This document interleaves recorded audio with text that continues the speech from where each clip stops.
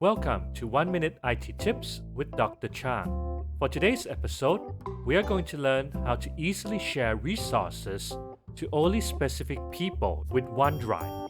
First, start OneDrive application. Find the specific file or folder that you want to share. Right-click and click on Share. Change the link settings to specific people. Remove Allow to edit if you want to give them only read access. Write down the name of the person who you want to share the file with if they are in the same organization. Alternatively, you can also copy the link and send it to the recipient. When anyone asks to access the file or folder, the user will be prompted to provide their credentials. Without a valid and matching credential, the user would not be able to access the shared resources. So this ends this hot IT tip, and see you in the next episode.